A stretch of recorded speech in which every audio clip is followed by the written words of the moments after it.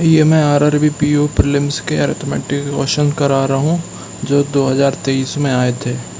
मैंने 62 तक करा दिया था, अब 63 क्वेश्चन आज अपन करने वाले हैं। तो क्वेश्चन नंबर 63 बोल रहे the ratio of the speed of P and Q is 5:8। P और क्यू का रेशो दिया है 5:8, ठीक है। And P covers D kilometre distance in 3 hours. P जो कवर कर रहा है वो डी किलोमीटर डिस्टेंस 3 आवर में कर रहा है। तो ये dy3 कर देंगे अपन, तो इसकी स्पीड आ जाएगी, इसको x मान लो, इसको x मान लो, तो इधर 5x आ जाएगा। फिर दे रहा है D Q covers d+40 distance. d+40 Q cover कर रहा है कितने टाइम में? 2.5 आवर्स में। 2.5 आवर्स में तो इसकी स्पीड आ जाएगी 8x, ठीक है। अब अपने पास दो इक्वेशन आ गई, अपन x और d की वैल्यू फाइंड इधर से कर सकते हैं। फिर वो पूछ रहा है अगर p ने उसकी स्पीड इंक्रीज़ कर दी तो पहले x और d की वैल्यू फाइंड कर लेते हैं। ये d बराबर इधर हो जाएगा 15x और इधर हो जाएगा d+40 बराबर 25×8 200। 200 मतलब 8 दूनी 16 20x। तो d की वैल्यू इधर 15x पुट कर दो तो 40 बराबर 20x माइनस 15x, तो 40 बराबर 5x और x की वैल्यू अपने पास आ गई 8। अगर अब x की वैल्यू 8 है तो जो d की वैल्यू हो जाएगी वो हो जाएगी 120 किलोमीटर। और x की वैल्यू 8 है तो इसकी स्पीड हो जाएगी 8×40 और इसकी स्पीड हो जाएगी 64।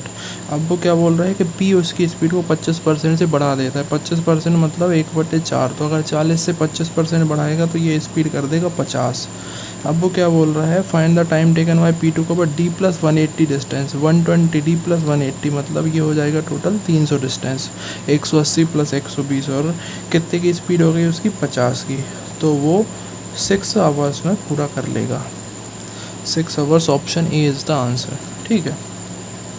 ये पहले अपन को रेशो दे रखा था, फिर रेशो से अपन ने डिस्टेंस अपॉन टाइम लगाया, तो स्पीड का फॉर्मूला लगा के डी और एक्स की वैल्यू फाइंड करी। डी और एक्स से अपन की स्पीड आ गई और टाइम डिस्टेंस भी आ गया, तो फिर अपन ने ये फाइंड कर दिया।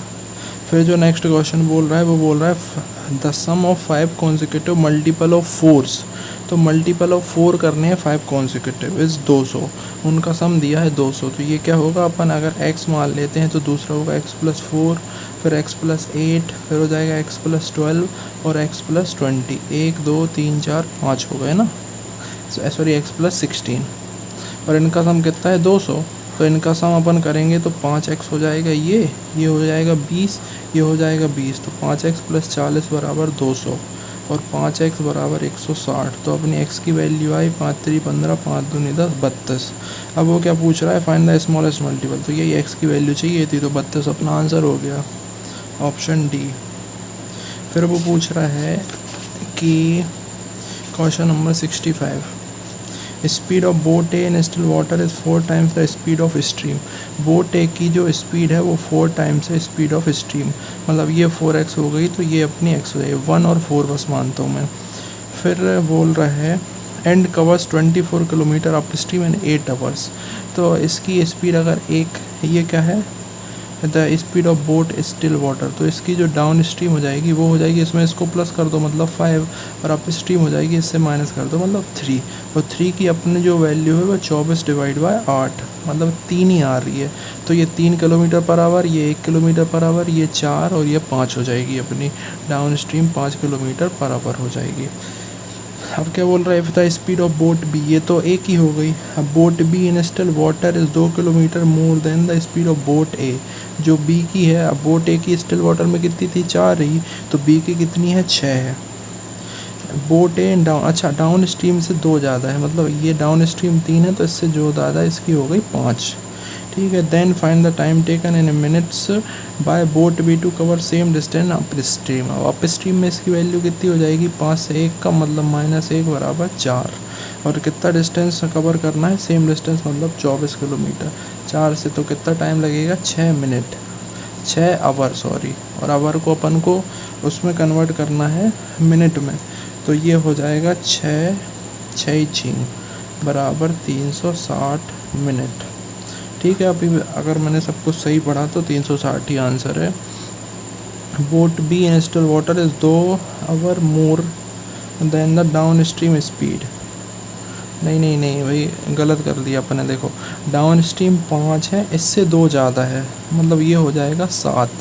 ये 5 नहीं होगी, ये होगी 7। अब 7 से 1 कम ये हो जाएगी फिर 6, तो इधर 24/6 आएगा, तो अपना आएगा 4 आवर, और 4 आवर बराबर 240 मिनट। मुझे लगा ही था मैं कुछ कर रहा हूँ गलत, तो 240 आंसर आएगा इसका, ऑप्शन सी। फिर क्वेश्चन नंबर 71 जो बोल रहा है वो बोल रहा है average present age of A B C is 14 year. A B C की प्रेजेंट एज का एवरेज 14 है, मतलब 14 का अपन 3 में गुणा कर दो तो 42 उनका सम हो जाएगा। While 4 years ago the average age of B plus C plus D, 4 years ago 15 थी, तो अभी की हो जाएगी 19, और 19 थी या 57 इनकी हो जाएगी बी सी डी की। फिर वो क्या बोल रहा है, if the sum of the present age of A plus D, A plus D का सम हमने दे दिया 27, तो अपन इससे क्या फाइंड कर सकते हैं, अगर इसमें से इसको माइनस कर दो तो डी माइनस ए की वैल्यू मिल जाएगी अपने, तो डी माइनस ए की वैल्यू जो हो जाएगी वो हो जाएगी 15, और ए प्लस डी कितना है 27, तो इससे अपन इन दोनों को सम कर दें तो 2d की वैल्यू अपने पास आ जाएगी 42, और डी आ जाएगा अपना 21, तो ए आ जाएगा अपना 6। अब क्या बोल रहा है, then find the age of D 5 year hence, D की 5 ईयर हैंस मतलब +5 बराबर 26 years, 26 year, B is the answer. देखो ये कितने इजी क्वेश्चन है। फिर है question number 72, a seller has 230 kg of mangoes which he purchase at the rate of 10 per kg, तो टोटल 230 है, 10 का मल्टीप्लाई करके उसका 2300 रुपये उसके लग गए परचेज करने में। 20% टोटल मैंगो वर रोटन, 20% ख़राब हो गए, ठीक है, तो -46 तो ख़राब हो गए। And throw away, if the seller sold half of the remaining mangoes, बचे कितने उसके 230 kg थे ना, तो 46 इससे पहले माइनस करो, 4, 13 में से 5 गए 8, और 184 बचे। अब इसमें से हाफ मतलब 92 को उसने बेचा है 20 पर kg, मतलब इंटू 20, तो 184, 1840 के उसने बेच दिए 92। अब बचे कितने हैं 92, फिर बचे हैं। फिर then he sold the sell the remaining mangoes to gain the profit of 15%। अब वो बोल रहा है कि ओवरऑल 15% प्रॉफिट के लिए कितने में बेचना पड़ेगा, तो पहले अपन इसका 15% प्रॉफिट के साथ वैल्यू निकाल लेते हैं। 15 दूनी 30 और 15 थी 45, 345 का प्रॉफिट होगा, और ये 2300 है, तो टोटल उसकी वैल्यू हो जाएगी 2645। लेकिन अभी उसको मिल गया 1840, तो उसको इतना और चाहिए, कितना चाहिए 058, 805 रुपये अभी उसको और कमाने हैं। और कितने टोटल मैंगोज 92 हैं, तो बस इसको इससे डिवाइड कर दो, 92 डिवाइड बाय 805, तो ये 8 से कटेगा, 8 नाम 72, 8 दूनी 16, 736 उसमें से माइनस करो 9 और 6, 69/92, ये 23 दिया 69, 2300 को 92, तो 8 से ये पूरा कटा, और 8 3/4 मतलब 8.75, इतने में उसको बेचना पड़ेगा। Option A is the answer. फिर नेक्स्ट क्वेश्चन है, वो बोल रहा है 30 woman working 9 hours a day can pack 1000 parcel in 10 days. अब देखो ये कंफ्यूज करा रहा है, लेकिन इतना बड़ा क्वेश्चन ये शायद है नहीं।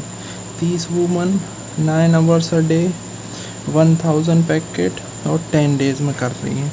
अब वो क्या बोल रहा है, the efficiency of woman is 10/3 more than the efficiency of man, मतलब वुमन की एफिशिएंसी 33% ज़्यादा है, तो वुमन की एफिशिएंसी 3 है, मैन की 4 है, मैन की एफिशिएंसी 3 हो जाएगी। Then find the how many man will pack 1500 parcel 5 hours a day और 10 डेज। अपन को वुमन दिया तो अपन वुमन ही निकाल लेते हैं। देखो कितना पार्सल है, 1500 पार्सल है, 5 आवर्स है और 10 डेज है, ये तो कट जाएगा, तो अपन को इसकी वैल्यू हो जाएगी जो 1500 से 2 0 ये कैंसिल, ये 5 दूनी 10, 15 दूनी 30, तो टोटल अपन अगर ये वुमन होती तो अपन को लगता 9 दूनी 18, 18 दूनी 36 वुमन लगती, लेकिन अपन को चाहिए मैन, और जबकि वुमन क्या है, वुमन ज़्यादा एफिशिएंट है, मतलब वुमन कम रहेंगी मैन ज़्यादा रहेंगे, तो इनका जो उलट रेशो हो जाएगा 3:4, तो 3 की वैल्यू 36 है, 4 की चाहिए 12 चौको 48 मैन लगेंगे, सी आंसर। ये चीज़ होती है भाई, ये एफिशिएंसी की रेशो है, तो उनकी नंबर ऑफ मतलब वर्क की रेशो इसके जस्ट अपोजिट हो जाएगी। तो 48 मैन चाहिए रहेंगे अपन को काम करने के लिए। फिर भाई ठीक है, 73 तक रहने देते, बाकी 2 क्वेश्चन दूसरे हैं। Thank you.